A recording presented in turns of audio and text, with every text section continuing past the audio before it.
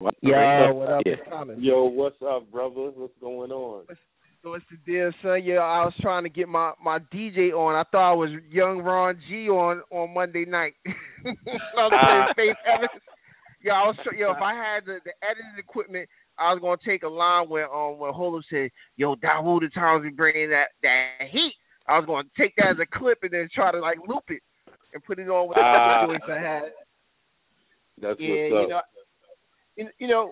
What the sad part about all this is, man, and I'm not going to say my brother's name, but, I mean, before there was the BIO, there's an organization out of the D.C. area called PKV, and a very close friend of mine, which I actually spoke to him today, one of the most well-read dudes, and he's one of those dudes, this dude reads about 20 books a month, and he won't tell you about it, but that's just what he does. You know what I mean? He's a very well-read individual, but when they were doing PKV, what he basically came to the conclusion is that no matter, and there are some rare exceptions, but when you have anything that you're trying to do that's monumental, it always boils back to ego.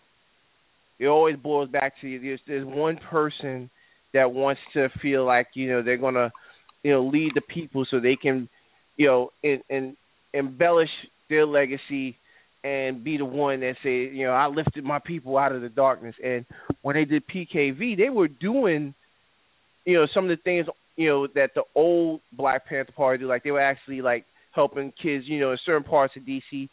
There some kids didn't have access to food. As wealthy as DC, the area is, there's a lot of people who didn't have resources. So they were actually doing things, putting boots on the ground, doing social programs and stuff like that.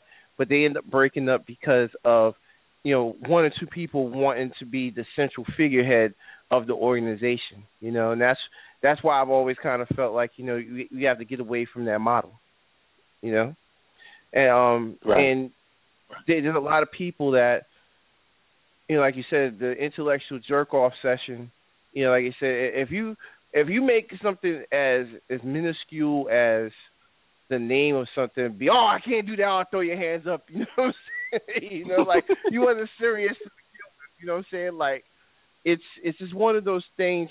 And for me personally, that's why I kind of felt like, doing I mean, there's a reason I came up with the name Solution Sessions, right? I mean, on Monday night, right, the beginning of the week, to start the week off on a positive note, something that either in the very immediate future or in the maybe more distant future, you have something, you can take something away from one of those shows that you can improve your life. Because, Minister Dawood talked about this when he, was heavily involved in the nation. You give up a lot of your time, your energies away from your family, your children, you don't see them, and you get nothing out of it. With this, what we're doing is we're giving you something, that ask if they return. Some of the information that, like on some of these shows, well, I've only done 4 or 5 shows now. I got probably, I got about 5 shows planned for the next 5 weeks, right? The information that I'll be giving away is information that people charge literally hundreds of thousands of dollars for. Right. Now the question is, are you going to do anything with it?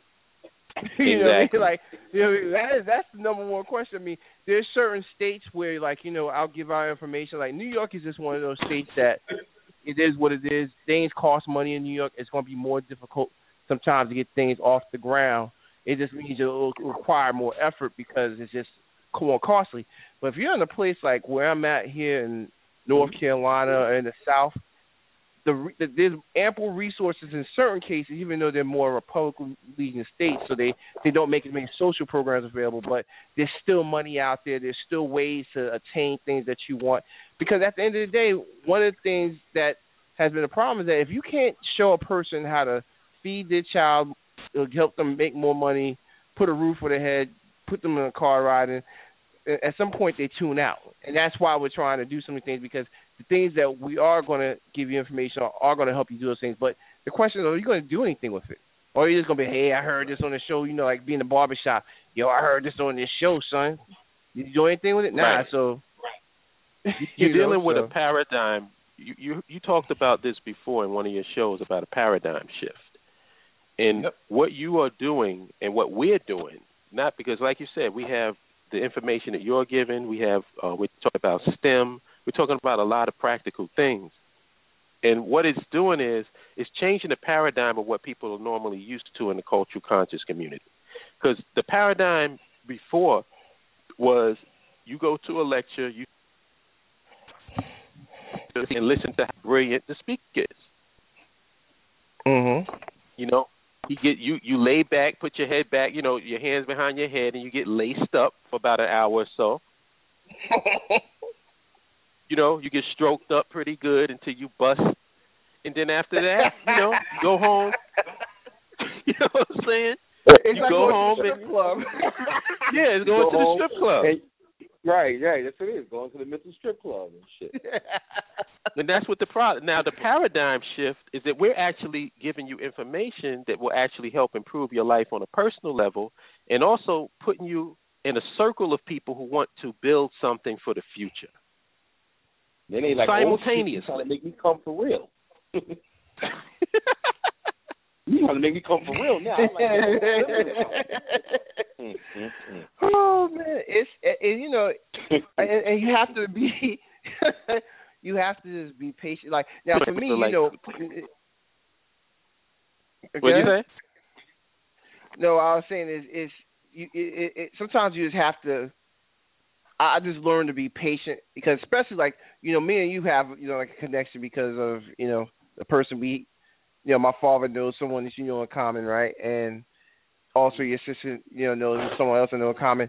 And even amongst those circles, you know, there's a different thought process. And then I have family in where, like the epicenter of where a lot of misery starts in Charleston, right? I have to be patient with them and realize they don't know any better, right? I mean, in some cases, they're basically still living in the time warp down there in some cases. And it's very difficult to be around it. Like, I only go down there to visit family every so often because it's hard to be around that. Like, have any of you been to Charleston before? Yes, sir. I've been there. Yeah. I haven't been there in a while, but I've been there. You know what I'm talking about there. Like, at one point, they did. Yeah, I mean, like, look, I can ask you this. Does the water run out that motherfucker? Now, let me stop.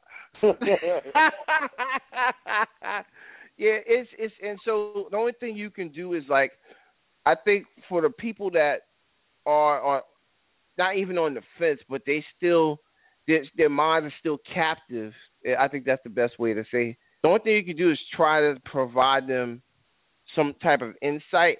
If they ask for help, like I'll give you an example. I got a cousin down there, right, that asked me about, you know, getting a house, right? Now, she asked me no less than about 3 times about this. And I told her what she needed to do to, you know, based on what she told me, without even looking at her credit report. I said, you need to work on these things, right?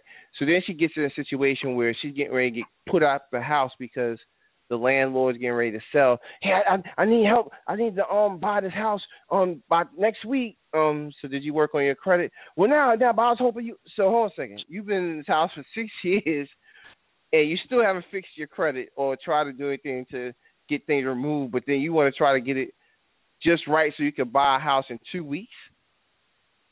People with like 750 credit scores, it still takes 30 days to get a loan closed. So, and I mean, what I'm addressing with that, Thomas, I'm addressing what does that do to the person who is giving them that information all this time? Like, don't you feel like you just wasted your time? Essentially, you know what I'm saying? And how many times do we expect people to waste their time and still get up energetic to be involved in this struggle? It's not happening. People is leaving. People is opting out. You know what I'm saying? They saying, you know what, screw y'all Grows. I'm going to do my own thing. And until we get something tangible and concrete, that's not going to stop. But anyway, Thomas, let me put you on hold for a second. I want to get another call in here, right? All right. Oh, and also, Deb, I don't know if you noticed, he spoke about it just a few minutes ago. This is just an aside. His father is knew Queen, my Queen, sister, when she was a little girl. Yeah. Oh, really?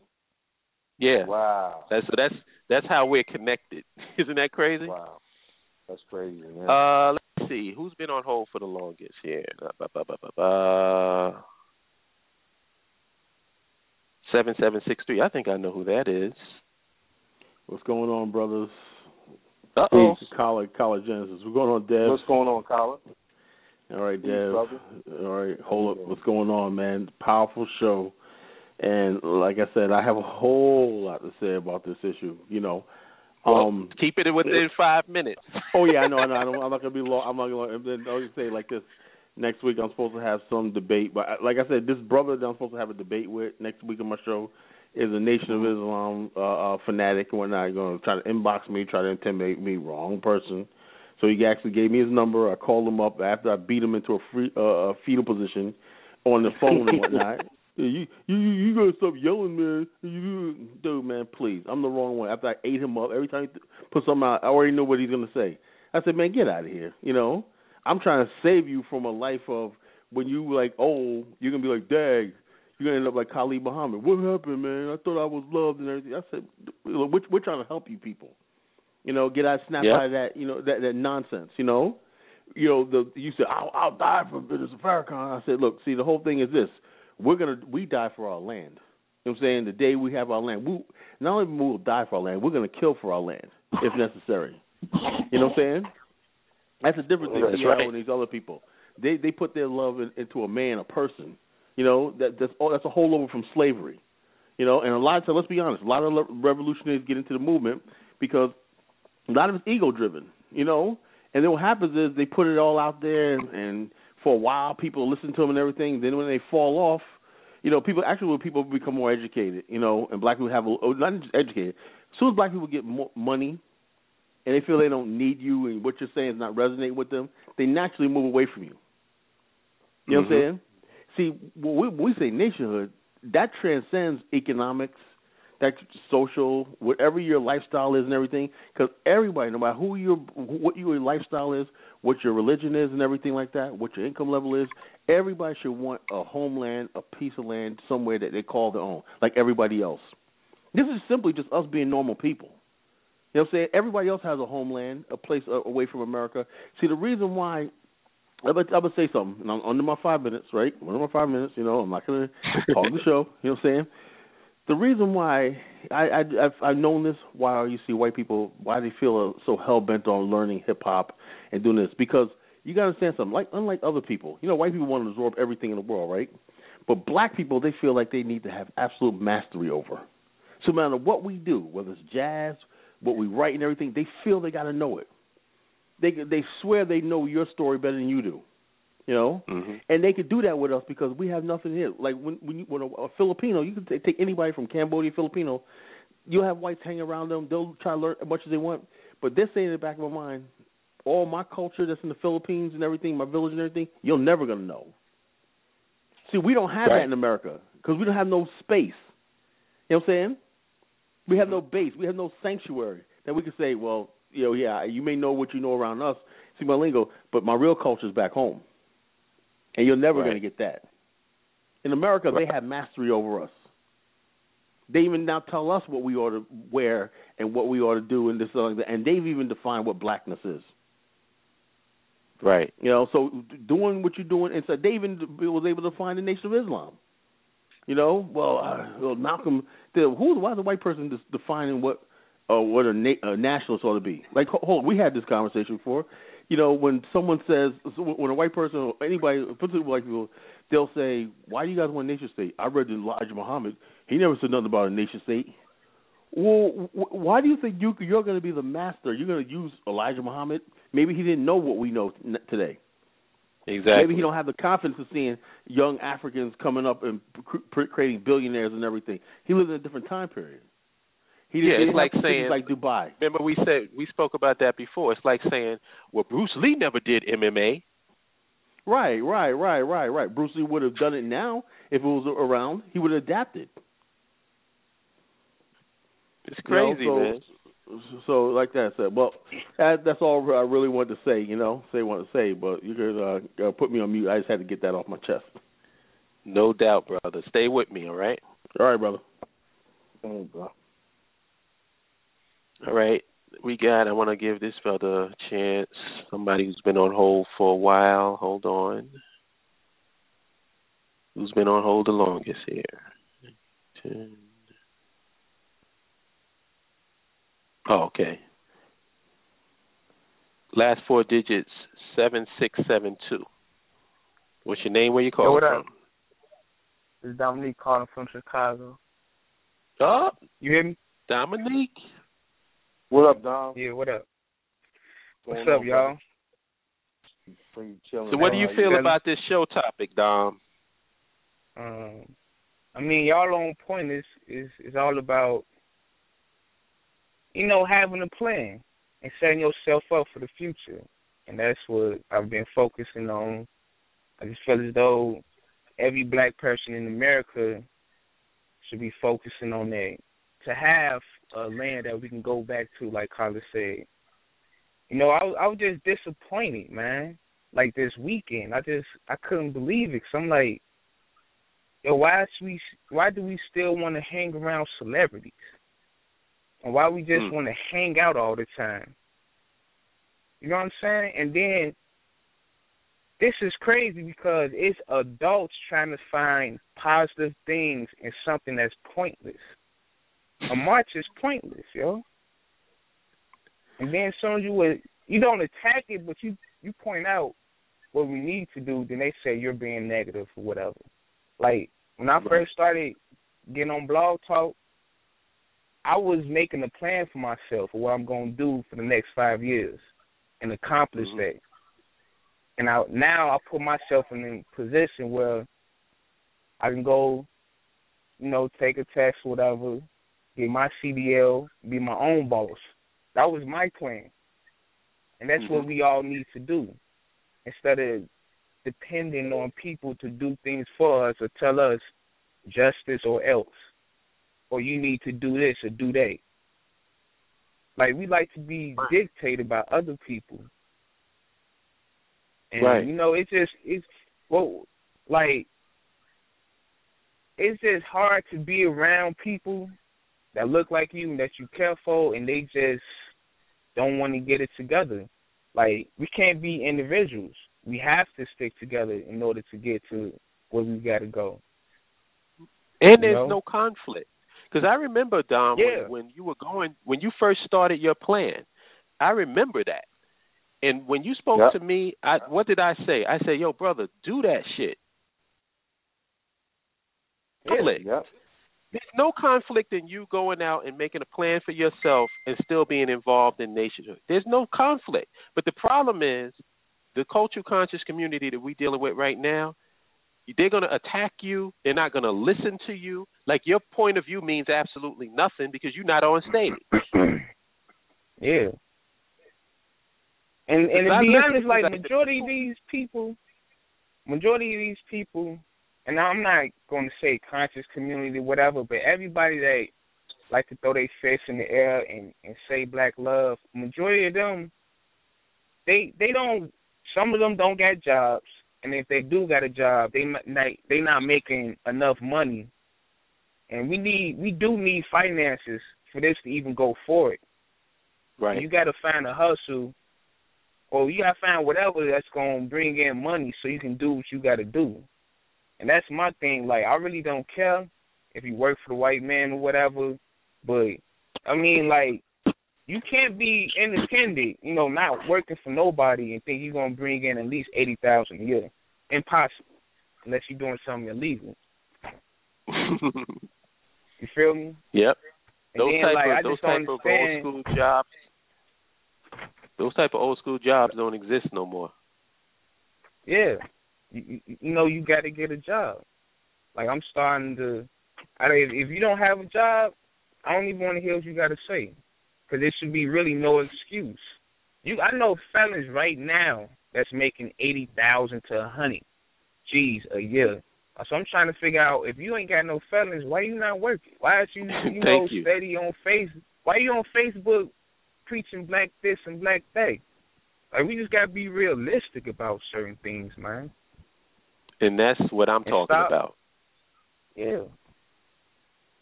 Yep. Realism.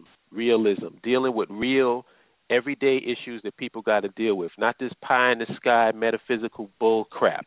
And I'm telling you, man, I've shown a lot of patience with this stuff, because a lot of people, I try to approach people on the level that they at. But I'm getting to the point now where I'm getting fucking irritated, man. I'm really getting irritated with people. First of all, people having a warped sense of what spirituality is. Spirituality is only what you do. That's all it is. It's what you do. It's not some mystical thing that's out in the atmosphere, that's out in the ether, or something that you got to go to a store and purchase. It's inside of you, and it only expresses itself through what you do. Yep, that's when it only manifests, when what you do.